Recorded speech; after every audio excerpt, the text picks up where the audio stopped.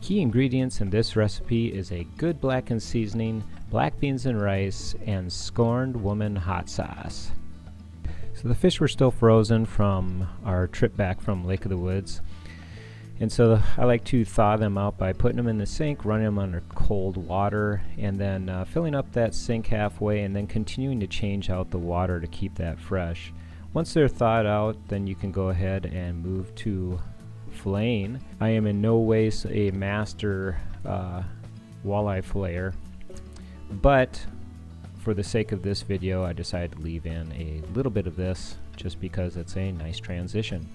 So when I fillet my walleyes and saugers, I typically like to go down along the spine and follow that rib cage round and then finish off.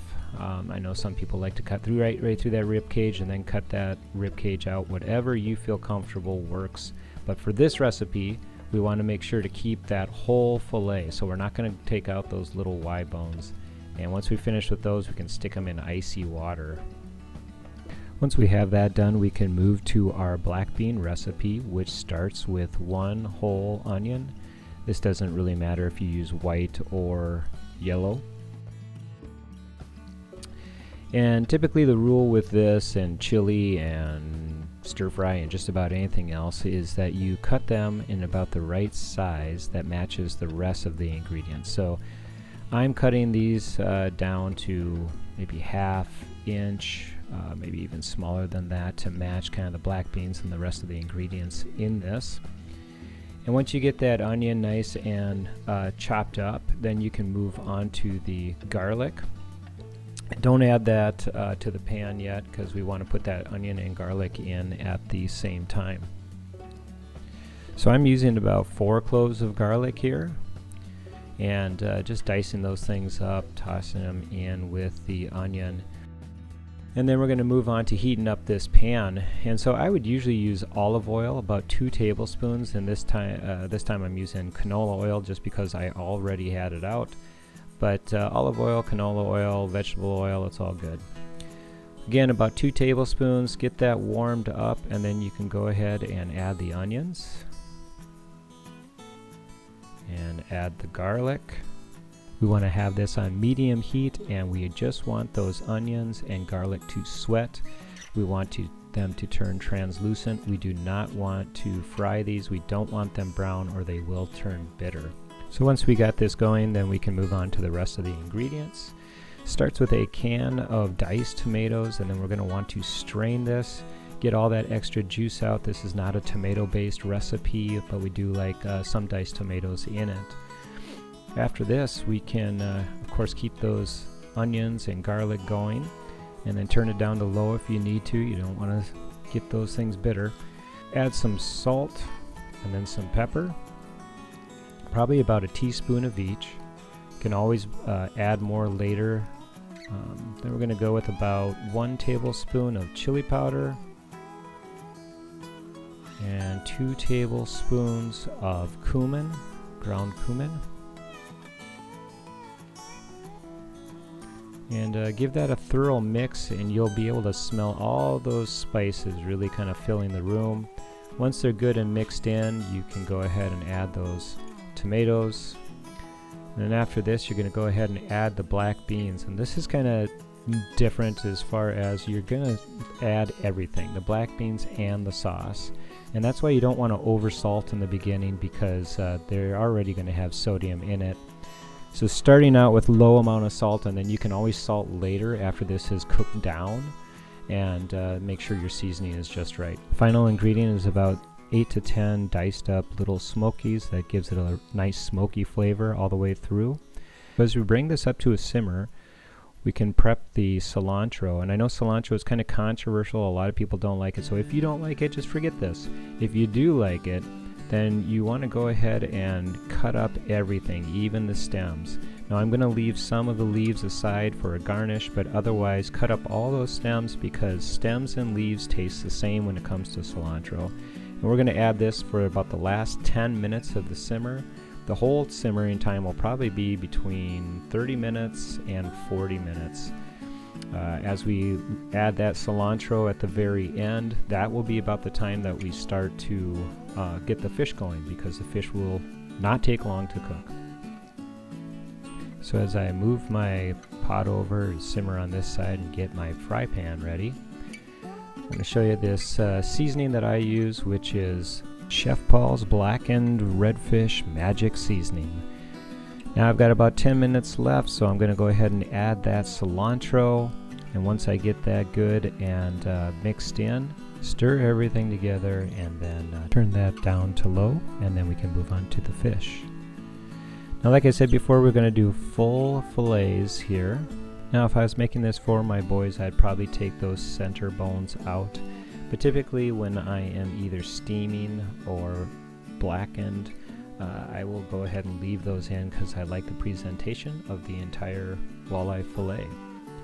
So once we get those good and dry, then we can move on to the seasoning. And I am going to coat them heavily on both sides. We will be cooking the flat side down, and we're going to want to cook these until they are cooked past halfway point of these fillets before we flip them. The reason for this is because we want to create a nice solid crust on that flat side. That flat side is going to be the presentation side, and so once that we develop a nice crust, then we can flip it over and quickly finish that second side. And then when we pull it off the pan, we're not going to want to flip it again.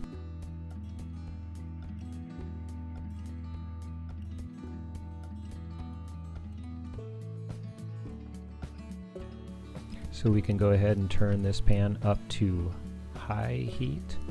I'm going to turn on my fan, and when that's good and hot, then I can go ahead and add the butter. As I'm waiting for it to heat up though, I'm taking out my Scorned Woman hot sauce, and this is what I think is one of the key ingredients to this good blackened fish, is to have Scorned Woman and pour it all over the fillet. But you might want to try it first because it might be a little hot depending on your taste for seasoning. So go ahead and add that butter, and it's on high heat. I got the fan on. And really you probably want to do this outside with a good cast iron pan, but it's the middle of winter and it's dark out, so I'm just going to go ahead and cook this inside the house and likely set off the fire alarms. But you can see the pan's hot as the butter's turning brown right away, and that's the reason that we're cooking this in butter. Is with good blackened fish, you're going to cook that in butter because butter gets nice and dark, so that helps with the presentation as well. So add those fillets, and like I had said before, we got to keep this moving because when you're you don't want to stick to the bottom of the pan. So if you're using a pan like this that is not non-stick, and cast iron would not be non-stick either, you got to really kind of keep it moving and develop that nice thick crust on the bottom.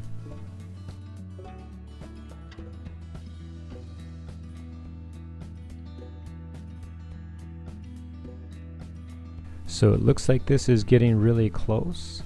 You can see that those fillets have gotten a little bit smaller, and that crust looks like it's developing. And so this is just about the right time to get the notification. That's why we usually do this outside.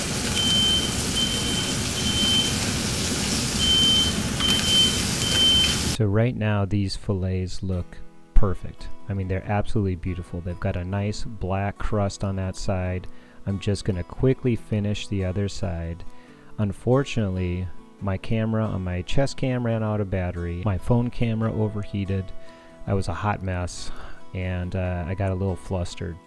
So I missed the first fillet that I pulled off, and then I did the crucial mistake flipping. No, look at that. That does not look as good as what it did before. That was my first plate, and I had been eating and talking to the dead camera till I realized that everything had shut off. So I'll go through this again. You add the rice on the side of the fillet, and once you have a nice bed of rice laid down, then you go ahead and add the black beans. And this really is a great side dish. I think they complement each other well, and I kind of need them both together to bring out the full flavor. And I like cilantro, so I went ahead and garnished a little bit more with cilantro. If this was my fillet, I would have poured Scorned Woman all along that fillet. There it is, Scorned Woman. And I would pour it all along the fillet, but this is for my wife, so I'm going to leave it, and I'm just going to keep eating this one. Again, you do want to watch out for those center bones. There weren't a lot in here, but there were some. The combination of that clean white meat, the beautiful seasoning, the hot sauce, and the black beans, this is just something that is one of my favorites, and I hope you will give it a try and enjoy.